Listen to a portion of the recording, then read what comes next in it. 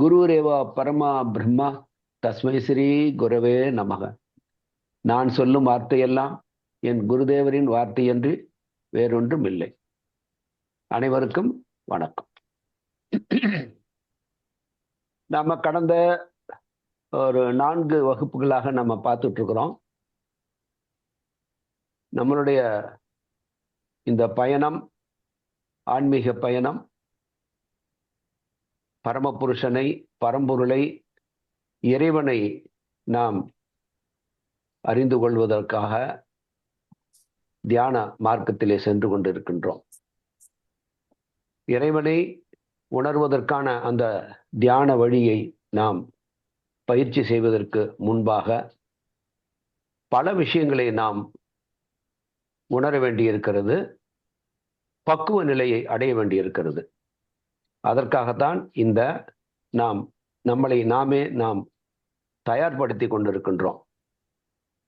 ஆகவே அந்த தகுதியை, பிரம்ம ஞானத்தை பெறுவதற்கான தகுதி முதலிலே நாம் வளர்த்து கொள்வதற்காகத்தான் பல விஷயங்களை பற்றி நாம் தெளிவாக புரிந்து அடுத்தடுத்த நிலைக்கு நாம் சென்று கொண்டிருக்கின்றோம். கடந்த 4 வாரங்களிலே நாம் பார்த்த விஷயங்கள் மனித மனதை பற்றியும் உடலை பற்றியும் பார்த்தோம். ஏனென்றால் இந்த உடலையும் மனதையும் வைத்துத்தான் நாம் இறைவனை நாம் தியானிக்க இருக்கின்றோம். ஆகவே இந்த உடலை பற்றிய ஞானம், மனதை பற்றிய ஞானம் சிறிதளவாவது நமக்கு தேவை. ஆகவே அந்த உடலை பற்றியும் மனதை பற்றியும் நாம் ஓரளவுக்கு ஒரு 10% விஷயங்களை தான் நாம் பார்த்தோம். இடையிடையே நமக்கு அடுத்தடுத்த நிலைகளிலே அதை பற்றி பேச வேண்டி வரும்போதெல்லாம் அதை கூடுதலாக நாம் அதை பேசுவோம். அடுத்தது நாம் பார்த்தது, மனிதர்களுடைய வாழ்க்கையிலே துன்பத்திற்காக மட்டுமே, அந்த துன்பத்திற்கான விடிவை தேடியே இறைவனிடத்திலே மனிதர்கள் சரணடைகின்றார்கள். அப்படி இறைவனையே நம்பி மனிதர்கள் தங்களுடைய துன்பங்களை எல்லாம் அவனிடத்திலே ஒப்படைக்கும் பொழுது அதிலிருந்து மனிதர்களுக்கு தீர்வு கிடைக்கிறதா என்றால் அதை பற்றி நாம் விரிவாக பார்த்தோம். காலங்கள் ஓடிக்கொண்டே இருக்கிறது. மனிதன் அறிவியலிலே பல விஷயங்களை கண்டுபிடித்த அந்த அறிவியலால் மனித துன்பங்களுக்கு வழி காண முடியவில்லை. அதனால்தான் மனிதர்கள் அறிவியலை நம்பாமல் இறைவனை நம்புகின்றார்கள். ஆனால் அந்த இறைவன் தான் அதற்கு வழிகாட்டுகின்றவன், அதிலிருந்து விடுவிப்பவன் என்றால் இதுவரை மனிதர்களுக்கு ஏறத்தாழ அறிவியல் தொடங்கிய காலம் முதல் இன்று வரை மனிதர்களுக்கு அங்கு தீர்வு கிடைக்கவில்லை. துன்பத்தின் மேல் துன்பம் வளர்ந்து கொண்டுதான் இருக்கிறது.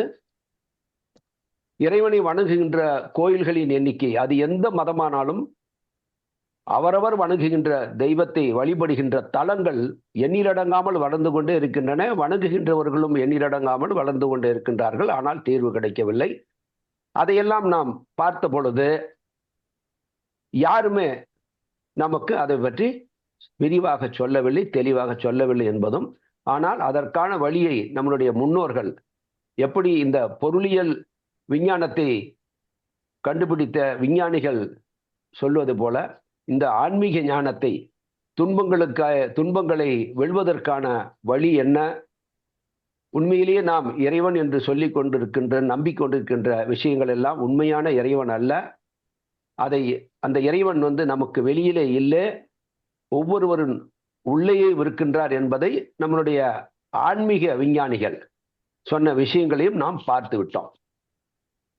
இந்த விஷயங்களிலே யாரெல்லாம் தெளிவடைகின்றீர்களோ அவர்களா அந்த இடத்தை அடுத்த ஒரு எல்லைக்கு போக முடியும். நம்மளுடைய வகுப்பில் கலந்து கொண்டிருக்கிறார்கள். ஏனென்றால் நாம் பேசுகின்ற விஷயங்கள் எதுவுமே நாம் ஏதோ ஒரு கற்பனையிலே பேசுகின்ற விஷயம் அல்ல. அந்த துறையிலே கரை கண்ட ஞானிகள், மகா ஜனங்கள். ஏற்கனவே நான் சொன்னது போல இந்த தர்மஷ்ய தத்துவம் நிகிதாம் குகாயம், ஒவ்வொரு மனிதனுக்குள்ள இருக்கின்ற நான் என்ற உணர்வுக்குள் தான் இறைவன் இருக்கின்றான் என்பதை அந்த துறையிலே கரை கண்ட ஞானிகள், சித்தர்கள், யோகிகள், சிவபெருமான் ஆகியோர் சொன்ன விஷயங்களை நாம் பார்த்து விட்டோம். இப்பொழுது நாம் யார் சொன்னதை பின்பற்றி வந்து கொண்டிருக்கின்றோம் என்பதை பற்றி நீங்கள் தான் ஒவ்வொருவரும் முடிவெடுக்க வேண்டும். அடுத்தடுத்த நிலைக்கு நாம் போக வேண்டும் என்றால் இதிலே நாம் தெளிவாக அடுத்தடுத்த நிலைக்கு போக வேண்டும். அடுத்தது வகுப்பிலே நாம் பார்த்தோம், அதாவது இன்ப துன்பங்களுக்கு காரணம் என்ன? துன்பத்தை தொலைப்பதற்காக, துன்பங்களிலிருந்து விடுதலை பெறுவதற்காக நாம் கடவுளிடம் செல்கின்றோம். அந்த கடவுள் வெளியிலே இல்லை, உங்களுக்கு உள்ளறையே இருக்கிறார் என்பதை நாம் தெரிந்து கொண்டோம். ஆனாலும் இந்த துன்பங்களுக்கு காரணம் என்ன என்பதை பற்றி நாம் பார்த்தோம் சென்ற வகுப்பில். அப்போ துன்பங்களுக்கான காரணம் அவரவர் செய்த அந்த வினைகளுக்கான எதிர்வினைகளைத்தான் துன்பமாகவோ இன்பமாகவோ நாம் அனுபவித்துக் கொண்டிருக்கின்றோம் என்பதை பற்றியும் கடந்த வகுப்பிலே நாம் விவாதித்துக் கொண்டிருந்தோம். அப்படி ஒரு பிறப்பிலும் மனிதர்கள் செய்கின்ற ஒவ்வொரு வினைகளுக்கும் எதிர்வினை உண்டு. இது அறிவியலாலும் நாம் ஏற்றுக்கொள்ளக்கூடிய ஒரு உண்மையாகத்தான் இருக்கிறது. அனைவருமே இந்த ஒரு விஷயத்திலே நீங்கள் உடன்பாடு உள்ளவர்களாகத்தான் இருப்பீர்கள் என்று நம்புகின்றேன். ஏனென்றால் அதற்கும் நம்மளுடைய ஞானிகளே அவர்கள் சொல்லியிருக்கின்றார்கள், தீதும் நன்றும் பிறதர வாரா. ஒரு மனிதருக்கு வரக்கூடிய தீமையும் அதாவது துன்பமும், நன்மையும் அதாவது சந்தோஷமும் இன்னொருவர் மூலமாக உங்களுக்கு வந்ததல்ல, அது நாமளே விதைத்ததுதான். பிறருக்கு இன்னா முற்பகல் செய்யின், தமக்கு இன்னா பிற்பகல் தாமே வரும் என்ற ஞானிகளுடைய அனைத்து கூற்றுகளையும் வைத்து நாம் ஒப்பிட்டு பார்க்கையிலே நிச்சயமாக அவரவர்கள் செய்த அந்த வினைக்கு ஈடாக திரும்பவும் பெற வேண்டியதுதான். இதிலே எந்த ஒரு ஆன்மீக அறிவியலில இதற்கு மாற்று கருத்து இருக்க முடியாது. பௌதிக விஞ்ஞானத்தை பேசுகின்றவர்கள் வேணால் இதை நம்பாமல் இருக்கலாம், நம்புகின்றார்களோ இல்லையோ, ஆனால் இதை தவிர வேறு மாற்று வழியோ அல்லது இதற்கான வேறு பதிலோ கிடையவே கிடையாது. அதிலே வேறு ஒரு விஷயத்தையும் சென்ற வகுப்பிலே நாம் பார்த்தோம். அதாவது மனிதனுடைய செயல்கள் என்பது ஒரு பிறப்பிலுமே எல்லையில்லாத செயல்களை அவர்கள் செய்து கொண்டுதான் இருக்கிறார்கள். ஒவ்வொரு மனிதனுமே அவன் செய்கின்ற செயல் ஒன்று நன்மை தரக்கூடியதாக இருக்கும் அல்லது தீமையை தரக்கூடியதாக தான் இருக்கும். இந்த இரண்டுக்கும் பொதுவான ஒன்றே, அதாவது இந்த நன்மை என்று சொல்லுகின்ற பொழுது ஒன்று தனக்கே அது நன்மை தரக்கூடியதாக இருக்கலாம் அல்லது பிற உயிர்களுக்கு நன்மை தரக்கூடியதாக இருக்கலாம். அதே போல தீமை என்பது சொல்லுகின்ற பொழுது நமக்கு நாமே தீமையை தந்து கொள்ளுகின்ற ஒரு செயலாகவும் அது இருக்கலாம் அல்லது பிற உயிர்களுக்கு தீங்கு இழைக்கக்கூடிய செயலாக இருக்கலாம். இதற்குள்ளதான் நாம் செய்கின்ற செயல்கள் அனைத்துமே அடங்கும். இந்த இரண்டும் இல்லாமல், உங்களுக்கு நன்மையும் இல்லாமல் தீமையும் இல்லாமல், பிற உயிர்களுக்கு நன்மையும் இல்லாமல் தீமையும் இல்லாமல் ஒரு காரியத்தை செய்யவே முடியாது. ஒன்று அது நன்மை தரக்கூடியதாக இருக்க வேண்டும் அல்லது தீமையை தரக்கூடியதாக இருக்கும். இந்த இரண்டும் இல்லாமல் ஒரு செயல் என்பது எதையுமே யாராலும் சொல்ல முடியாது. அப்படி அவரவர் செய்த செயல்கள் என்பது ஒரு பிறப்பிலே அது செய்த விஷயங்கள் அல்ல. நமக்கு தெரிஞ்சு இந்த பிறப்புல நான் யாருக்குமே தீங்கு செய்யல, ஆனா என் வாழ்க்கையில ஏன் எவ்வளவு துன்பங்கள் வருது அப்படின்ற ஒரு கேள்வி மனிதர்களுக்கு வருகின்ற பொழுது, அப்போ இது இந்த பிறப்புல செய்ததல்ல. ஏன்னா நிச்சயமாக தெளிவான ஒரு விஷயம், நாம யாருக்கேனும் தீங்கு செய்திருந்தால் அந்த தீங்கை நாம் திரும்ப பெறுவோம். யாருக்கேனும் நன்மை செய்திருந்தால் அது நன்மையாக நம்ம வாழ்க்கையில வந்திருக்கும். ஆனா பெரும்பாலான மனிதர்களுடைய வாழ்க்கையில துன்பங்கள் தான் அதிகமா இருக்குது ஒழிய இன்பங்கள் என்று சொல்வது, சந்தோஷம் என்று சொல்வது மிக மிக குறைவானதாகத்தான் இருக்கிறது. ஆக மொத்தத்துல ஒரு பிறப்பிலே செய்த வினை அது அல்ல என்பதை பார்த்தோம். அதாவது இந்த பிறப்பிலே நாம யாருக்குமே தீங்கு செய்யவில்லை என்று வாழுகின்றவர்கள், நம் கண் முன்னாலேயே அவர்கள் மிக நல்லவர்களாக, யாருக்குமே தீங்கு மனதால் கூட நினைக்காதவர்கள் கூட எல்லையில்லாத துன்பங்களை அவர்கள் அனுபவிப்பதை நாம் பார்த்து கொண்டுதான் இருக்கின்றோம். இதையெல்லாம் கணக்கு வைத்து பார்க்கின்ற பொழுது இது இந்த இப்போது செய்கின்ற ஒரு வினைக்கு உடனடியாக அதனுடைய எதிர்வினையை யாருமே பார்ப்பதில்லை. உண்மையா பொய்யா உங்கள் அனைவருக்கும் இதை நீங்கள் சற்று யோசித்து பார்த்தாலே தெரியும். இப்போ ஒரு நல்லது செய்தாலோ அல்லது தீமை செய்தாலோ உடனடியாக அதற்கான எதிர்வினை ஒரு மனிதர்கள் வந்து சேருகிறதா? நிச்சயமாக இல்லை. இது அறிவுபூர்வமாக ஏற்றுக்கொள்ள வேண்டிய விஷயம். அப்படி இருக்கின்ற பொழுது நாம இந்த துன்பங்கள் ஏன் வந்தது என்று ஆராய்ச்சி செய்கின்ற பொழுது நிச்சயமாக இது ஒரு ஒரு பிறப்பிலே செய்த அந்த வினைகளானது அதே பிறப்பிலே அது முழுமை பெறுவதில்லை, எதிர்வினையாக அனுபவிக்கப்படுவதில்லை என்ற தீர்வுக்கு வர வேண்டும். இந்த பிறப்புல நம்ம செய்த வினைகள் அதனுடைய எதிர்வினைகள் அனுபவிக்கப்படவில்லை என்ற பொழுது அது நிச்சயமாக அது வரிசைக்கிரமாக எத்தனை பிறப்புகளாக நாம இந்த மனித பிறப்புல இருக்கின்றோமோ அது நமக்கு தெரியாது. இந்த மறதி என்பது முற்பிறப்பிலே என்னவாக இருந்தோம் என்பது கூட நமக்கு தெரியாது. இந்த மறதி என்பது இறைவன் தந்த ஒரு வரம். ஏனென்றால் கடந்த இதற்கு முந்தைய பிறப்புகளினுடைய நினைவுகள் எல்லாம் ஒரு மனிதனுக்கு ஒவ்வொரு பிறப்பிலும் தொடர்ந்து வந்து கொண்டே இருந்தால் அவனுடைய வாழ்க்கை என்பது நரகமாகத்தான் இருக்கும். ஏனென்றால் அவன் செய்த ஒவ்வொன்றும் நினைவில் இருந்தால் ஒவ்வொரு மனிதர்களும் அதிக துன்பத்தை தான் அவன் அனுபவித்துக் கொண்டிருக்கின்றாள் என்றால் நிச்சயமாக அவர்கள் வாழ்க்கையிலே பிறருக்கு துன்பத்தை தான் அதிகமாக தந்திருக்கின்றார்கள் என்பதுதானே அதனுடைய பொருள். அப்போ அது போன்ற நினைவுகள் எல்லாம் ஒவ்வொரு பிறப்பிலும் தொடர்ந்து வந்துகிட்டே இருந்தா அந்த மனிதனுடைய நிலை எப்படி இருக்கும்? அவன் பைத்தியமே ஆகிவிடுவான். அதனால இறைவன் இந்த மறதி என்பதை மனிதர்களுக்கு கொடுத்திருக்கின்றார். அதனால் முற்பிறப்பினுடைய அந்த நினைவுகள் நமக்கு அழிந்து போகின்றன. அழிந்து போகின்றது என்றால் அது நினைவுக்கு வருவதில்லை. அது அந்தந்த மனதின் ஆழத்தில் தான் இருக்கிறது. ஒரு மனிதன் ஆன்மீக முயற்சியை செய்தால் அந்த நினைவுகளையும் அவனால் கொண்டு வர முடியும் என்பது ஆன்மீக உண்மை. எத்தனை ஆண்டு காலத்துக்கு முன்னால, எத்தனை பிறப்புகளுக்கு முன்னால நடந்த விஷயங்கள் எல்லாம் கூட ஒருத்தருக்கு நினைவுக்கு கொண்டு வர முடியும் என்பது ஆன்மீக ஞானிகள் கண்ட உண்மை அது. ஆகவே இங்கே இந்த பிறப்பிலே அது அனுபவிக்கப்பட முடியவில்லை என்றால் நிச்சயமாக இந்த உடல் என்பது, உடலுக்கும் மனதிற்கும் என்ன வித்தியாசம் என்றால், உடல் என்பது 39 வயது வரை அதற்கு தனு என்று பெயர். உடம்பிற்கு, மனித உடம்புக்கு 39 வயது வரை தனு என்று பெயர். அந்த 39 வயதை தாண்டி விட்டால் அதற்கு சரீரம் என்று பெயர். தனு என்பது அது வளர்ந்து கொண்டே இருக்கக்கூடிய ஒரு கட்டம். அந்த 39 வயதை தாண்டினால் அந்த உடலில் உள்ள ஒவ்வொரு அந்த உயிரணுக்களும் அதனுடைய ஆற்றலை இழந்து கொண்டே இருக்கும். அதனால்தான் அந்த உடம்பானது அது முதுமையை அடைந்து அந்த ஒவ்வொரு உயிரணுக்களும் அது இறப்பை, அதனுடைய அழிவை தேடிக்கொள்ளுகின்ற ஒரு விஷயம் ஏற்படுகிறது. ஆகவே இந்த உடம்பானது ஒரு குறிப்பிட்ட காலத்திற்கு மேல் அது தங்கி இருக்க முடியாது. அது சரீரமாகி தன்னுடைய இதை இழந்துவிடும். ஆனால் மனம் அந்த உயிர் போகின்ற தருவாயில் கூட முதுமை அடைந்த உடல் முதுமை அடைந்த தருவாயிலும் மனமானது எப்பொழுதுமே விழிப்புடனே இருக்கும். அதற்கு வயதே இல்லை. அவன் செய்த ஒரு காரியங்களும் அவனுடைய மனதிற்குள்ளேயே அது பதிவாக்கப்படுகிறது. அதற்கேற்றவாறுதான் அவனுடைய பாவ புண்ணியங்களுக்கு ஏற்றவாறுதான் அந்த அடுத்த உடல், எத்தகைய உடலை அது அந்த மனம் பெற வேண்டும். அவன் செய்த இந்த பிறப்பிலே ஒரு பிறப்பிலே அவன் ஆற்றுகின்ற நன்மை தீமையை பொறுத்து ஒரு மனிதன் மிகவும் தீயவனாகவே வாழ்ந்து கொண்டிருக்கின்றான், அயோக்கியனாக வாழ்ந்து கொண்டிருக்கின்றான், பாவ காரியங்களே செய்து கொண்டிருக்கின்றான் என்று சொன்னால் அவன் இந்த மனித உடலை பெற்றும் அவன் ஒரு விலங்கை விட கேவலமாக, ஏன்னா விலங்குகள் கூட தேவையில்லாமல் மற்ற உயிர்களுக்கு தீங்கு விளைவிப்பதில்லை.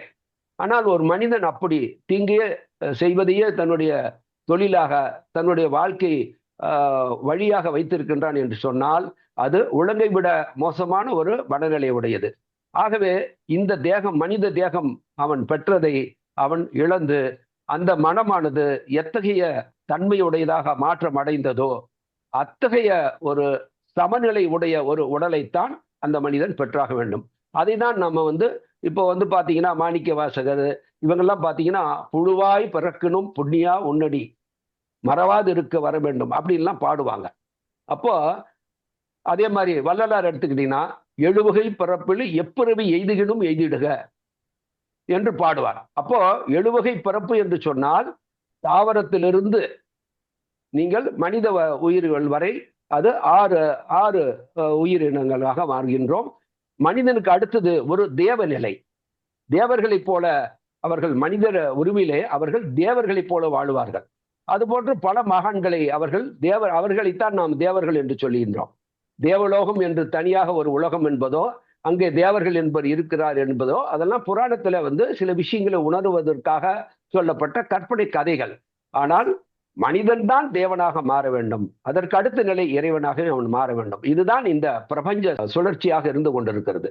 ஆகவே இந்த வகுப்பிலே நாம் எந்த விஷயத்தை நாம் பேச போகின்றோம் என்று சொன்னால், ஒரு மனிதன் ஒரு பிறப்பிலேயே இந்த கர்ம வினைகளை, அதாவது நல்வினை தீவினை இரண்டையுமே கழித்து இறைவனோடு இரண்டரை கலக்க முடியுமா என்ற ஒரு கேள்விக்கான இதை நம்ம இந்த வகுப்புல பார்க்க போறோம். இப்ப ஏற்கனவே நம்ம பார்த்துட்டோம், எல்லா துன்பங்களுக்கும் நிச்சயமாக இறைவனிடத்திலே வழி இருக்கிறது என்பதை பார்த்துட்டோம்.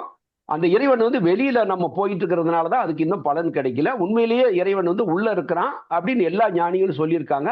ஆனா உள்ளதான் நம்ம எப்படி போகணும்?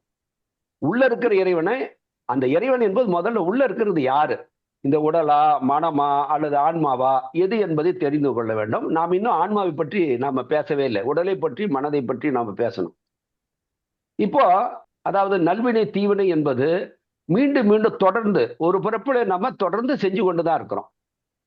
இப்ப எதெல்லாம் நம்ம இந்த பிறப்புல அனுபவிக்கிறோமோ இதெல்லாம் எத்தனையோ பிறப்புகளுக்கு முன்னால் நடந்தவை தான் நம்ம இப்ப அனுபவிச்சுட்டு இருக்கிறோம். அதனாலதான் அது காரணம் தெரியல நம்மளுக்கு.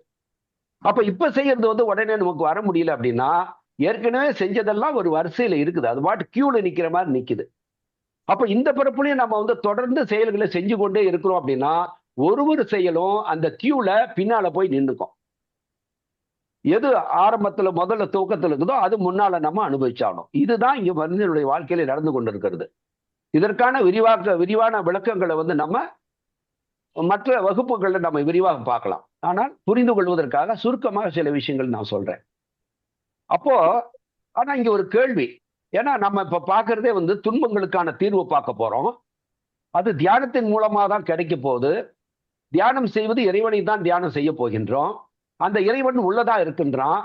அப்ப அவனை எப்படி நம்ம தியானிக்கணும் இப்படின்ற விஷயங்களா பார்க்கின்ற பொழுது இங்க வேறு சில ஒரு விஷயங்களை நாம் நினைவுபடுத்தணும். இங்க என்னன்னா, இப்போ வெளியில பார்க்கின்ற அனைத்துமே இறைவனாக, கடவுளாக, எத்தனை வடிவங்களை எந்த மதத்தை சேர்ந்தவராக இருந்தாலும் அது எல்லாமே, அந்த வடிவங்கள், அந்த உருவங்கள் எல்லாமே மனிதர்கள் தங்களுடைய கற்பனையினால் வடிவமைத்தவை என்பதில் எல்லளவும் யாருக்கும் சந்தேகம் இருக்காது. அப்போ மனிதனுடைய கற்பனை, அவன் ஒரு இறைவனை அவனுடைய கற்பனைக்கு எட்டுனது என்னவோ அதை வடிவமைச்சு இதுதான் பரமபுருஷன், இதுதான் எல்லாம் அல்ல ஆற்றல் என்று நினைப்பது எத்தகைய ஒரு நிலை என்பதை சிவபெருமான் தந்திர சாஸ்திரத்தில் 7000 வருடங்களுக்கு முன்னாலே எழுதிய தந்திர சாஸ்திரத்திலிருந்து நான் உங்களுக்கு சிவோபதேசத்திலிருந்து நான் பல அந்த ஸ்லோகங்களை நான் சொன்னேன். அதுல ஒன்று மறுபடியும் இங்க நான் நினைவுபடுத்த விரும்புறேன். அதாவது ஒரு பெரிய ராஜா இருக்காரு, ஒரு பெரிய நாடு இருக்குது. அந்த நாட்டுக்கு ஒரு மிகப்பெரிய ஒரு மன்னன் இருக்கிறான். அப்ப அந்த நாட்டுடைய பிரஜைகள்லாம் அந்த மன்னனை போற்றுவதும், அந்த மனிதர்கள் அந்த அந்த நாட்டில் உள்ள மனிதர்களுக்கெல்லாம், அந்த பிரஜைகளுக்கெல்லாம் இவன் நல்லாட்சி தருவதோ, இப்படியெல்லாம் ஒரு மிகப்பெரிய ஒரு மன்னனாக அவன் கனவு கண்டு கொண்டிருக்கின்றார் ஒரு மனிதன். அப்போ அத்தகைய ஒரு கனவு என்பது அவன் உண்மையிலேயே அது கனவு, அது நிஜமான ராஜாவும் இல்லை. அங்க அவன் அந்த கனவுல பார்க்கிற ராஜ்யம் என்பதும் நிஜமானதல்ல. அங்க அவன் பார்க்கின்ற பிரஜைகளும் சரி, அவங்க உண்மையிலேயே இதெல்லாம் கனவுல காணுகின்ற காட்சிகள். அதை தான் அந்த சுலோகத்தில் சொல்லியிருப்பார். மனசா கல்பிதா மூர்த்தி, மனதினுடைய கல்பித்தா என்றால் கற்பனை, அந்த மனிதனுடைய கற்பனையிலே அவன் வடித்த அந்த மூர்த்தி, அந்த வடிவங்கள் என்பது நிர்ணாம் சென் மோக்ஷதானி, அது அது மோட்சத்தை, மனிதனுடைய கற்பனையிலே வடித்த அந்த வடிவங்கள் ஒரு மனிதனுக்கு அது மோட்சத்தை தரும் என்று சொல்வது எப்படி இருக்கிறது என்றால், இங்க ராஜ்யேன ராஜான மானவஸ்ததா, அதாவது அங்க ராஜ்யமும் இல்லை, அவன் ராஜாவும் இல்லை, அங்க மாணவா அதாவது மனித அவங்களுடைய பிரஜைகளும் அங்க இல்லை. ஒரு கற்பனையில கனவுல பார்க்கறது எப்படியோ அது மாதிரிதான். உண்மையிலேயே அவன் ராஜாவும் இருக்க முடியாது, அங்க ராஜ்யமும் அவனுக்கு இருக்காது, அங்க பிரஜைகளும் இருக்க மாட்டாங்க. ஒரு கற்பனையில கதையில நம்மளுடைய கனவுல பார்க்கிற விஷயம். அது போலத்தான் மனிதன் அவனுடைய கற்பனையில வடித்து வச்சுக்கிட்டு ஒரு சிலைய கல்லாலோ உலகத்தாலோ மரத்தாலோ அவன் செய்து வச்சுட்டு அதுக்கே இவன் பூஜை பண்ணி அது பரம்பொருள் நினைச்சுக்கிட்டு அது எனக்கு மோட்சத்தை தருன்னு நினைக்கிறது, அத்தகைய ஒரு கனவுல பார்க்கிற காட்சி தான் என்று யார் சொன்னதுங்க? பல ஞானிகள் சொன்னதெல்லாம் நான் சொன்னேன். ஆனா 7000 வருஷத்துக்கு முன்னாலேயே சிவபெருமான் தந்த தந்திர சாஸ்திரத்திலே சொல்லப்பட்ட சிவோபதேசம் இது நான் சொன்னது. 7000 வருடங்களுக்கு முன்னாடி இத்தகைய தெளிவான விஷயங்கள் சொல்லப்பட்டது. ஆனால் இத்தகைய தெளிவான விஷயங்கள் ஏன் மனிதர்களுக்கு போய் சேரவில்லை? இன்று வரை நாம் நம்பிக்கொண்டிருக்கின்ற கோயில்களுக்கு போகின்றோம். அங்க கோயில்களிலே இருக்கின்ற பூசாரிகள் அவர்கள் என்ன சொல்லுகின்றார்களோ, துன்பத்துக்கு ஒண்ணு போனோமோ, ஒரு துன்பத்தை தேடி அதுக்கு ஒரு தீர்வை தேடி போனோம்னா அதுக்கு ஒரு தீர்வை அவங்க சொல்லுவாங்க. நீங்க இந்த பூஜையை பண்ணுங்க, இதை பண்ணுங்க, இந்த பூஜைக்கான பொருள்கள்லாம் வாங்கி வைங்க அப்படின்ற விஷயத்தை சொல்லி அவங்க செய்யறாங்க. ஆனா யாருக்குமே எந்த சூழ்நிலையிலும் துன்பங்கள் தொலையவே இல்லை. இது நம்ம கண்கூடா பார்த்த விஷயங்கள் தான். அப்போ 7000 வருடத்துக்கு முன்னாலே சொல்லப்பட்ட இந்த விஷயங்கள் மனிதர்கள் ஏன் போய் சேரவில்லை? யார் இன்றைக்கு பக்திக்காக கடவுளுக்கு இடையே இருந்து கொண்டு வழிகாட்டுகின்றார்களோ, இந்த விஷயங்கள் எல்லாம் சொல்லுகின்ற அவர்கள் ஏன் சிவபெருமான் சொன்ன விஷயத்தை மனிதர்களுக்கு சொல்லவில்லை? அதே போல நம்முடைய சித்தர்கள் ஞானிகள் எல்லாம் இவ்வளவு தூரம் சொல்றதை நாமெல்லாம் படிச்சு கூட பார்த்திருக்கோம். ஏன்னா சமஸ்கிருதத்தில் இருக்கிற அந்த சுலோகங்களையோ அல்லது சாஸ்திரங்களையோ நம்ம படிக்க தெரியாம இருக்கலாம். நான் ஒரு சிலவற்றை தான் உங்களுக்கு குறிப்பிட்டு நான் சொன்னேன் அதனுடைய பொருள்களை. ஆனா எந்த சமஸ்கிருதத்திலேயே அர்ச்சனை பண்றாங்க எல்லாம் பண்றாங்களோ, எந்த எல்லாம் பூஜைகள்லாம் செய்ய வைக்கிறாங்களோ அவங்க உண்மையிலேயே கர்மம் என்பது தீர்க்கறதுக்கான வழி என்பது இதுவல்ல, அது வேறு விதமான வழி. அது சிவபெருமான் சொல்லியிருக்காருன்னு ஏன் இன்னை வரலும் அது மறைக்கப்பட்டது என்று சொன்னால், மனித இனத்தை அவர்கள் முட்டாளாக்கி கொண்டிருக்கின்றார்கள். ஆனால் அவர்களை விடுங்கள். ஆனால் நம்மளுடைய சித்தர்களும் ஞானிகளும் நம்மளோடு வாழ்ந்த சில நூற்றாண்டுகளுக்கு முன்னால வாழ்ந்தவர்கள், அதிலே அந்த ஞானத்திலே ஆன்மீக ஞானத்தை கண்டுபிடித்த அந்த ஞானிகள் சொன்ன விஷயத்தை கூட நாம் ஏதோ கேட்கும் போது என்ன அருமையாக சொல்லி இருக்கிறார் என்று சொல்லிவிட்டு அடுத்தது மறுபடியும் நாம என்ன பண்றோம்? அதே அந்த மண்ணுக்கும் கல்லுக்கும் சிலைக்கும் நம்ம நம்பி நம்பி நம்பி எதை வேணாலும் செய்வோம். கோடி கோடியா கொண்டு போய் கொற்றவங்களும் இருக்கிறாங்க. ஆனா யாருமே அது எத்தகைய பணத்தால் உயர்ந்திருக்கலாம், வசதிகளை உயர்ந்திருக்கலாம். ஆனால் மனதிற்கான துன்பம் என்பது ஒரு மனிதன் கூட விதிவிலக்கு அல்ல. ஆகவே நாம இங்கே இதை நினைவுபடுத்தி எதற்கென்றால், இங்கே நாம தெளிவாக வர வேண்டும். ஒன்று, இறைவன் என்பவன் அகத்திலே இருக்கின்றான். எல்லா ஞானிகளும் சொல்லி இருக்கின்றார்கள். அதை நம்ம ஏற்றுக்கொள்ளுகின்ற பக்குவம் வேண்டும். இந்த பக்குவம் இல்லை என்றால் அடுத்த நிலைக்கு நிச்சயமாக போக முடியாது. நீங்கள் வேணும்னா இந்த கருத்துக்களை எல்லாம் நீங்க ஒவ்வொரு வகுப்பிலும் கேட்டுக்கொண்டு இருக்கலாம். நீங்கள் தெளிவடைய வேண்டும். அடுத்தடுத்த நிலைக்கு நீங்க போய் அந்த ஞானிகளைப் போலவே நாம மாறுகின்ற பொழுது அனைத்து துன்பங்களிலும் நம்மளால் விடுபட முடியும். சரி, இப்போ நான் இன்னைக்கு வேறு சில விஷயங்கள் நான் சொல்ல விரும்புறேன். என்னன்னா, இப்போ உதாரணம் பாருங்க. இப்ப இறைவன் உள்ளதா இருக்கிறான்ற விஷயத்தை நம்ம பலருடைய கோட்டிங்ல இருந்து நம்ம பார்த்தோம். இப்போ அந்த இறைவனிடத்துல என்ன செய்ய வேண்டும்? தேங்காய் பழம் பூஜை இது மாதிரிலாம் நம்ம பண்ணணுமா? இப்ப வெளியில இல்லைன்னு சொல்லிட்டீங்க, ஓகே. ஞானிகள்லாம் உள்ளதா இருக்கான்னு சொன்னாங்க. உள்ள இருக்கிறவர் எப்படி நம்ம பூஜிக்க வேண்டும், என்ன செய்ய வேண்டும் அப்படின்னு நீங்க பாத்தீங்கன்னா, இப்ப நம்ம மிக எளிமையாக நம்ம திருக்குறளிலிருந்தே நம்ம எடுத்துக்கலாம். முதல் அதிகாரமே எடுத்துங்க. முதல் அதிகாரத்துல கடவுள் வாழ்த்து அதிகாரத்தில் எடுத்துக்கிட்டீங்கன்னாவே அவரு பல குறள்களை சொல்றாரு. இருள் சேர் ஒரு குறள் நான் உங்களுக்கு சொல்றேன். ஒரு சில குறள், ஏன்னா எல்லா குறளுக்கும் நம்ம டைம் இல்லை. இதுல சொல்றாரு பாருங்க. இருள் சேர் இரு வினையும் சேரா. நல்லா கவனிங்க. இங்க இருள் சேர் என்று ஒரு வார்த்தை சொல்றாரு. ரெண்டாவது இரு வினையும் என்று சொல்றாரு.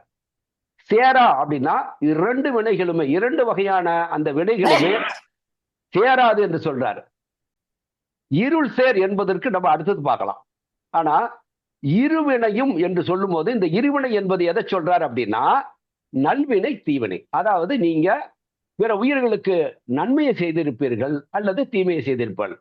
அப்போ அதன் மூலமாக திரும்பி வருது. நல்வினை செய்திருந்தால் நல்வினையினுடைய இது திரும்பி வருது, நம்மளுக்கு நல்வினையாக வருது. தீவினை செய்திருந்தால் தீவினையாக வருது. அப்போ ரெண்டு விதமான வினை தான் ஒரு மனுஷன் செய்ய முடியும். முதலே நான் சொன்னேன். ரெண்டுமே இல்லாம, நல்லதும் இல்லாம தீயதும் இல்லாம நியூட்ரலா ஒரு விஷயத்தை, ஒரு காரியத்தை ஒரு மனுஷனால் செய்ய முடியும்னா அது எப்ப என்ன விஷயம் கற்பனை கூட பண்ணி பார்க்க முடியாது. அந்த இருவினையுமே ஒரு மனுஷனுக்கு சேராதுன்னு சொல்றாரு. அதாவது நீங்க துன்பத்தை செய்திருந்தால் அதன் மூலம் வரக்கூடிய தீவினையும் உங்களுக்கு சேராது. நல்வினை செய்திருந்தால் நல்வினையும் உங்களுக்கு சேராது அப்படின்றாரு. யாருக்கு? அது சொல்லிட்டு அந்த முதல் வார்த்தை என்ன சொல்றா பாருங்க. இருள் சேர் என்று சொல்றாரு. இருள் சேர் இருவினை என்று சொன்னார். அதாவது இருவினைகளுமே இருளை தரக்கூடியது என்று சொல்றார். அது என்னது இருள் என்று சொன்னால், அவர் இந்த பிறப்புன்னு ஒருத்த மனுஷன் பிறந்துட்டாவே அவன் வந்து இந்த நல்ல காரியம் தீய காரியம் இந்த ரெண்டு தான் அவன் செஞ்சாகணும். செய்யாம வாழ முடியாது. எந்த காரியமும் நல்லது செய்யாம தீயது செய்யாம ஒரு மனுஷனால எப்படிங்க வாழ முடியும்? ஒண்ணு அவனுக்கு, அவன் குடும்பத்துக்கு, அல்லது மற்றவங்களுக்கு, மற்ற உயிர்களுக்கு நல்லது செய்யணும், அல்லது தீங்கு செய்யணும். இந்த ரெண்டை தவிர இது ரெண்டுமே செய்யாம ஒரு மனுஷனால எப்படி உயிர் வாழ முடியும்ன்ற இந்த ரெண்டுக்குள்ளதான் அடங்கும். அவன் எந்த காரியம் செஞ்சாலும் எந்த செயல் செய்யணும் ரெண்டுக்குள்ளதான் அடங்கும். அப்ப அவர் என்ன சொல்றாருன்னா, பிறப்புன்னு வந்துட்டாவே இந்த மாதிரி இருள்ல நீ மாட்டிக்குவேன்னு சொல்ற. இதைதான் சொல்றாரு. இந்த பிறப்பை தான் அவர் சொல்றாரு இருள் என்று சொன்னார். இருட்டுக்குள்ள போயிட்டீங்கன்னா எது எங்க இருக்குன்னு உங்களுக்கு தெரியாது, எங்கெங்கயோ போய் முட்டிக்குவீங்க. அப்போ இந்த மனித பிறப்பு என்பது அப்படிதான். எதை செய்யணும் எதை செய்யக்கூடாது, எப்படி செய்யணும், எப்படி செஞ்சா இதுல இருந்து தப்பிக்க முடியும் அப்படின்ற எந்த ஒரு ஞானமுமே அவனுக்கு இருக்காது. அந்த இருளைத்தான், அந்த பிறப்பு என்று வந்து விட்டாலே அது இருள். அப்போ நல்வினையும் உங்களுக்கு இருளை தந்துவிடும், தீவனையும் அது உங்களுக்கு இருளை தந்துவிடும். அது இருளாகிய பிறப்பை தந்து விடுன்றான். மறுபடியும் நீ பிறந்து வந்துகிட்டே இருக்கணும். ஒரு பிறப்பொழி நீ மறுபடியும் செஞ்சுக்கிட்டே இருப்ப. அப்போ அது இருள் தானே, எப்பதான் வெளிச்சத்துக்கு நீ வருவ அப்படின்றதுக்காக தான் அவர் சொல்றாரு. ஆகவே இருளை சேர்க்கக்கூடிய இருவடையும் சேரா என்று சொல்றாரு. அப்போ இந்த ஒண்ணு தீவனை செய்யாம ஒருத்தர் வந்து இருக்கலாம், ஏன்னா அதனால துன்பங்கள் வருதுன்றதுனால பயந்துகிட்டாவது அதை உணர்ந்த பின்னாவது ஒருத்தர் வந்து தீமை செய்யாம மற்ற உயிர்களுக்கு வாழ முடியும். ஆனா நன்மை கூட செய்யாம எப்படிங்க வாழ்றது? ஒருத்தர் தீயவன் அவன் திருந்தி விட்டால் இனிமே நன்மையாவது செய்வோம் எல்லா உயிர்களுக்கும் ஒருத்தர் செய்யலாம். ஆனா நன்மை என்று ஒன்று செஞ்சாலும் அதனுடைய வினை திருப்பி வரத்தானே செய்யுது. அதுதான் இங்க பிரச்சனை. அப்ப அதை அனுபவிக்கிறது மறுபடியும் நீ பிறந்துதான் வரணும். ஏன்னா இரண்டுமே ஒரு வினை. இப்ப இங்க ஒருத்தர் கேள்வி கேட்கலாம் நீங்க, அப்போ நான் வந்து ஒரு தீவினை செஞ்சுட்டேன், இன்னொரு நல்வினை செஞ்சா அப்ப அந்த தீவினை வந்து அதுல அட்ஜஸ்ட் ஆயிடுமா? ஒரு தீமையை செஞ்சதுக்கு ஒரு நல்லது செஞ்சுட்டா அப்ப அந்த தீமை வந்து அழிஞ்சு விடுமா அப்படின்னு நீங்க கேட்கலாம். அதெல்லாம் அப்படி கிடையாதுங்க. ஒரு செயலும் தனித்தனி செயல். தீமை என்று சொன்னால் தீமையை திருப்பி வாங்கிக்கணும், நன்மைன்னு சொன்னா நன்மையை திருப்பி தான் வாங்கிக்கணும்.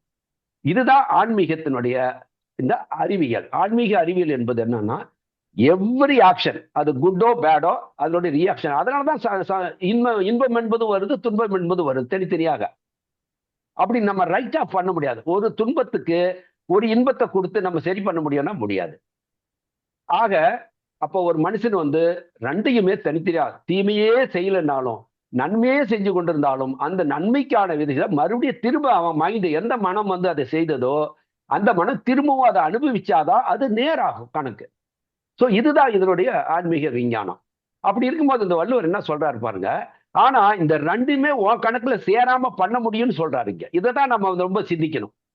இப்ப திருவள்ளுவர் ஏதாவது கதையா வந்து சொல்லிட்டு போறாரு நம்மளுக்கு, மனிதர்களுக்கு வந்து ஒரு சும்மா ஒரு புராண கதையில சொன்ன மாதிரி அவர் வந்து ஏதோ கற்பனை சில விஷயத்த சொல்லிட்டு போலாம், நம்புறதுக்கு மனுஷங்க இருக்கிறாங்க, அதனால நம்ம எதையா ஒன்று விட்டுட, ஒரு கதை விடலாம் அவங்கள நம்ப நான் சொல்லிட்டு போறாரு. அத்தகைய மனிதரா திருவள்ளுவர்? அனைத்து மதங்களாலும் ஏற்றுக்கொள்ளப்படுகின்ற ஒரு மாபெரும் ஒரு ஆன்மீக ஞானியாக அவர் ஏற்றுக்கொள்ளப்படுகின்றார். அப்போ அத்தகையவர் ஒன்று சொல்றாரு அப்படின்னா அதுல எவ்வளவு தூரம் உண்மை இருக்குன்றதையாவது நம்ம அறிவு ஒத்துக்கணும். முதல்ல அவர்களை விட நம்மளுடைய அறிவு என்பது ஒன்றும் பெரிய ஆன்மீக இதுல ஞானத்தை பற்ற அறிவு அல்ல. அப்போ இது போன்ற நம்ம வழிகாட்டிகள் சொல்லுவதையாவது நம்ம வந்து அதை உடனே கேட்ச் பண்ணிக்கணும். இந்த காதுல கேட்டுட்டு ஆஹா பிரமாதமா சொல்லியிருக்காருன்ட்டு மறுபடியும் போய் அங்க குட்டையிலேயே விழுவுறது. அப்ப இது வந்து அறிவினுடைய வளர்ச்சி, இது வந்து ஒரு பொருந்தாது இது. அப்ப அவர் சொல்றாரு, யாருக்கு இது சேராது? இருள் சேர் இரு வினையும் சேரா. யாருக்கு? இறைவன். பாருங்க, அடுத்தது வந்து இறைவன் என்ற ஒரு காரணி அங்க கொண்டு வர்றார். பொருள் சேர் புகழ் புரிந்தார் மாட்டு. இப்ப இங்க வந்து நம்ம அடுத்தது பார்க்கணும். இறைவன் என்று சொல்லிட்டாரு. அதாவது இரண்டு வினைகளுமே பிறப்பாகிய இருளாகிய பிறப்பை தருகின்ற நல்வினையும் தீவினையும் ஒரு மனிதனை சேரவே சேராது. அந்த மனிதன் இறைவன் பொருள் சேர் என்று சொன்னால், இறைவனை நீங்க பொருள் சேர்ந்து என்று சொன்னால் அந்த இறைவனாகி மெய்ப்பொருளை நீங்க இங்கதான் வந்து இறைவன் என்பது யார் என்ற கேள்வி வருது. அவர் எங்க இருக்கிறார்னு வருது. அவரை எப்படி அணுகுவது என்பது வருது. அவரிடத்துல என்ன செய்யணும்? என்ன செஞ்சா அந்த இறைவன் தான் ஓகே. ஆனா அந்த இறைவனிடத்துல என்ன செய்ய வேண்டும்? அந்த இறைவன் என்பவனை மெய்ப்பொருளாக நீங்க காண வேண்டும். ஒரு மாயப் பொருளாக, அதாவது ஒரு நிழலாக பார்க்கக்கூடாது. நிஜமாக இருக்கின்றவன் எப்படி இருக்கின்றானோ அப்படித்தான் இருப்பான். நீங்க வந்து வடிவமைத்தெல்லாம் அமைக்க முடியாது. இன்னும் கோடி ஆண்டுகள் ஆனாலும் மனிதனுடைய கற்பனையில அவன் இஷ்டத்துக்கு அவன் பண்ணிட்டு இருந்தாலும் இந்த துன்பங்கள் என்பது இன்னும் இல்ல. இப்ப இருக்கிற துன்பத்தினுடைய அளவு இல்ல. இதை விட கொடுமையான துன்பங்கள் எல்லாம் உலகத்துல வந்து கொண்டுதான் இருக்கும். ஏனென்றால் மனிதர்கள் 1% கூட இன்னமும் ஆன்மீக நிலையில மாறவே இல்லை. அதனாலதான் இன்னைக்கு உலகத்துல எண்ணற்ற துன்பங்கள் வந்து புதிதாக துன்பங்கள் வந்து மனிதர்களுக்கு வந்து கொண்டே இருக்கிறது. இப்ப கொரோனா வந்துச்சு அப்படின்னா நீங்க வந்து செய்த முன்வினை தான் அந்த கொரோனா அப்படின்னு அர்த்தமா? நிச்சயமாக அப்படிதான் அர்த்தம். எந்த ஒரு துன்பமுமே நீங்க காரணம் எல்லாம் யாருக்கும் வரல. உலகத்தில் இருக்கிற அத்தனை பேருமா செத்து போயிட்டான் இல்லையே. யார் யாருக்கு அந்த துன்பத்தின் மூலமாக வரணுமோ வந்துட்டு, ஆனா புதிதாக அளவு கடந்த துன்பத்தை தருகின்ற வைத்தெல்லாம் புதுசா வந்துகிட்டு தான் இருக்கு. ஏன்னா படைச்சது இறைவன். ஆகவே நம்ம அதுல இருந்தெல்லாம் நம்ம விடுபடணும். அப்போ நீங்க இறைவனை உண்மையாக இறைவனை வந்து யார் என்று அதனுடைய இறைவனுடைய பொருளை உணர்ந்து, அதான் சொல்றார், இருள் சேர் இருவனையும் சேரா இறைவன் பொருள் சேர். இறைவன் என்பவனுடைய அந்த மெய்ப்பொருளை உணருங்கள். முதல் இறைவன் யார் என்பதையும் அவன் எத்தகையவன் என்பதும் அவனிடத்தில் எப்படி அணுகுவது என்பதையும் நீங்க அதை வந்து உணர வேண்டும் சொல்றார். அப்படி அவனை உணர்ந்து புகழ் புரிந்தார் மாட்டு என்று சொன்னால், இங்க பாருங்க, நீங்க புகழ் புரிய வேண்டும் என்று சொல்றார். அப்போ இது என்ன? இறைவன் பொருள் சேர் புகழ் புரிந்தார் மாட்டு என்றால் அவனிடத்திலே எந்த ஒரு மனிதன் இறைவனுடைய உண்மையான தன்மையை அந்த பொருளை உணர்ந்து அவனுடைய புகழை எவன் ஒருவன் பாடுகின்றானோ அவனிடத்திலே இருள் சேர் இருவனையும் சேராது. இதை நான் சொல்ற விளக்கத்தை இதுவரையிலும் யாரும் நீங்க திருக்குறள்ல பார்க்க முடியாது, யாருமே கொடுத்திருக்க முடியாது. ஆனா இதனுடைய பிரித்து நான் ஒரு வார்த்தை சொல்றேன், பொருள் சொல்றேன்.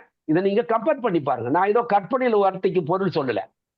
இங்க இறைவன் பொருள் சேர் புகழ் புரிந்தார் மாட்டு என்று சொன்னால் அவனுடைய பண்பை உணர்ந்து அவன் யார் என்பதை அறிந்து எப்படி அவனை அணுகுவது என்று தெரிந்து அத்தகைய இறைவனை நீங்கள் புகழ் புரிய வேண்டும் என்று சொன்னால் அவனையே நீங்க பாடிக்கொண்டே இருக்க வேண்டும், அவனையே நினைத்து கொண்டே இருக்க வேண்டும் என்பது அவனுடைய புகழ் என்று சொன்னால். அவனை பற்றி புகழை என்று என்ன சொல்ல முடியும்? அவன் புகழை பற்றி என்ன தெரியும் மனிதர்களுக்கு? இப்ப அவனுடைய புகழை பற்றி பாடி முடித்து விட முடியுமா? அவன் இத்தகையவன், அதை உடையவன், இதை உடையவன் என்றெல்லாம் அவனுடைய பற்றி பெருமையை பாடுவதற்கு மனிதனுக்கு என்ன தெரியும் அவனுடைய பெருமையை பற்றி? ஆனா ஒரே ஒரு சுருக்கமா என்னன்னா, எல்லாமே நீதான், அவ்வளவுதான், முடிஞ்சு போச்சு. இதுதான் சீக்கிரட். நீங்க திருவிளையாடல் ஒரு திரைப்படம் வந்தது, அதை பார்த்தீங்கன்னா தெரியும். அது ஒரு கதையாக இருந்தாலும் அதுல வந்து அர்த்தமுடைய சில விஷயங்கள் நம்ம எடுத்துக்கணும். அதுல வந்து மாங்கடியை வந்து நாரதர் கொண்டு வருவாரு. அங்க கொண்டு வரும்போதே அதுல வந்து ஒரு விலகமான ஒரு விஷயம் இருக்கும். ஆனா உண்மையிலே நாம நினைக்கிறோம் நாரதர்னாவே கலகத்துலதான் முடியும். இல்லவே இல்லை. அங்க ஆன்மீக தெளிவை கொடுப்பவர் தான் நாரதர் என்றாலே பக்தியை பரப்புகின்றவர் என்று பொருள். நிறைய பேருக்கு தெரியாத நாரதா என்று சொன்னால் அவரு பக்தியை பரப்புகின்றவர் என்று பொருள் சமஸ்கிருத அந்த சொல்லுக்கு. அப்போ இங்க வந்து அந்த கனியை கொண்டு வந்து கொடுத்துட்டு இங்க வந்து இப்ப 2 பேர், ஆனா இந்த கனியை வந்து முழுசாதான் சாப்பிட முடியும். பக்தி என்பது முழுமையா தான் இருக்க முடியும். 50% பக்தியெல்லாம் சாப்பிட முடியாது. பக்தி என்பது 100% இருக்க வேண்டும் இறைவன் மீது. அப்போ அந்த கருத்து தான் அங்க சொல்லப்படுகிறது. அப்ப அந்த மாங்கனியை கொண்டு வந்து கொடுத்தும் போது அப்போ அதுல வந்து முருகர் வந்து 2 குழந்தைங்க இருக்கிறது இல்லையா, முருகன் ஒண்ணு விநாயகன் ஒண்ணு. இதுக்கு பின்னாலெல்லாம் இது என்ன உண்மைன்றதெல்லாம் நாம இப்ப பார்க்க போறது இல்லை, இன்னும் போக போக பார்ப்போம். இதுக்கு பின்னால வரலாறு என்ன, சிவபெருமானுடைய வாழ்க்கை வரலாறு என்னன்னு யாருக்கும் தெரியாது. சிவபெருமான் பற்றிய புராண கதைகள் தான். சிவபுராணம் என்று சொன்னால் சிவனை பற்றிய புராணங்கள் பாடுவது. ஆனா சிவனுடைய வாழ்க்கை வரலாறு என்ன, அவர் எப்படி வாழ்ந்தார், எங்கு வாழ்ந்தார், என்ன தந்தார் இந்த மனித சமுதாயத்துக்குலாம், அது அடுத்த வேற விஷயம். நம்ம போக போக பார்க்கத்தான் போறோம். எல்லாமே அறிவுபூர்வமா தான் பார்க்கிறோம். எதுவுமே கற்பனையில நம்ம பார்க்கவே இல்லை, கதையாக பார்க்கவில்லை. சரி, அப்போ அந்த பணத்தை கொடுத்துட்டு அப்போ முருகன் என்று சொல்லக்கூடிய அந்த மகன் கேட்பாரு, அப்பா அந்த பணம் எனக்கு தானே. இவரு சொல்லி கேட்பாரு விநாயகர், அப்பா இது எனக்கு தானே. அப்போ சரி பணத்தை பிரிக்க கூடாது, வேணா ஒரு டெஸ்ட் வைக்கலான்னு அவர் வைக்கிறாரு. யார் இந்த உலகத்தை முதல்ல சுத்தி வராங்களோ அவங்களுக்கு தான் ஞான பழம். ஏன்னா அது பழமே பாருங்க, ஞானம், இறைவனை பற்றி ஞானத்தை தரக்கூடிய அந்த விஷயம் பக்தி. அப்போ முருகன் வந்து அவருக்கு மயில் வாகனம் இருக்கிறதாக அந்த புராணத்துல சொல்லப்பட்டிருக்கு. அப்போ ஒரு மயில் வாகனத்தில் உலகத்தெல்லாம் சுத்தி வருமா தான் காப்பாங்க. ஆனா விநாயகருக்கு பாவம் அவருக்கு ஒரு வாகனத்தை கொடுத்துருக்காங்க, அவருக்கு ஒரு எலிக்குட்டி கொடுத்துருக்காங்க.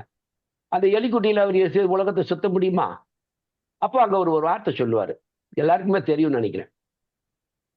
இந்த அம்மையும் அப்பனையும், அதாவது சிவத்தையும் சக்தியையும், புருஷனையும் பிரகிருத்தியையும் இரண்டும் சேர்ந்ததுதான் பிரம்மா. சிவசக்தி ஆத்மகம் பிரம்மம் சொல்லப்பட்டிருக்கிறது. சிவமும் சக்தியும் இணைந்திருப்பதுதான் பிரம்மம் என்று சொன்னா இது ஆணாக பெண்ணாக வர்ணிச்சு கதைகள்ல விட்டாங்க. ஆனா இது மெய்யறிவாற்றலும் இயக்க தத்துவமும் இணைந்தது. அறிவு வேண்டும், அந்த அறிவு நினைப்பதை செயல்படுத்துகின்ற ஆற்றல் ஒன்று வேண்டும். இந்த இரண்டும் இணைந்ததுதான் புருஷா பிரகிருதி என்பதும் சிவம் சக்தி என்பதும். அதை உருவகமாக சொல்லப்பட்டிருக்கிறது. சரி, ஓகே. இப்ப என்ன நடந்தது? அம்மையப்பனை சுற்றி வந்தால் உலகத்தை சுற்றிவார் தானே அர்த்தம் என்று நாரத ரெட்டியை கேட்பாங்க. அப்ப அவரும் அதுல சந்தேகம் இல்லைன்னு சொல்லுவாரு. உடனே அம்மையப்பனை சுத்தி வந்துட்டு நான் தான் முதல்ல சுத்தி வந்தேன்னு அவர் பலத்த ஞானத்தை பெற்றதாக அந்த கதையில வரும். இதே மாதிரிதான் வள்ளுவர் இங்கே சொல்லுகின்றார். இப்ப சுருக்கமா இறைவன் புகழ் பாடுவது என்று சொன்னால் இறைவனுடைய பெருமையெல்லாம் சொல்லிட்டு இருந்தோம்னா உலகத்தை சுத்திட்டு இருக்கிற மாதிரிதான். ஆனா எல்லாமே அனைத்தும் நீதான், எல்லாமே நீ ஒருவன் தான் என்று சொல்லிவிட்டால் அதுக்குள்ளார எல்லாமே அடங்குதா இல்லையா? எல்லாமே நீதானா? அது எல்லாமே என்பதற்குள்ளார உனக்கு தெரியாதது தெரிந்தது அனைத்தும் அடங்குகிறது. அப்போ இறைவனிடத்துல சரணாகதி, அதாவது உன்னை விட்டா யாருமே இல்லை, நீ ஒருவன் தான் என்ற அந்த ஒரு நிலைக்கு, ஒருவன் தான் என்ற நிலைக்கு மனம் வர வேண்டும் இறைவனை. அதைத்தான் புகழ் பாடுவது என்று சொல்லுகின்றார்.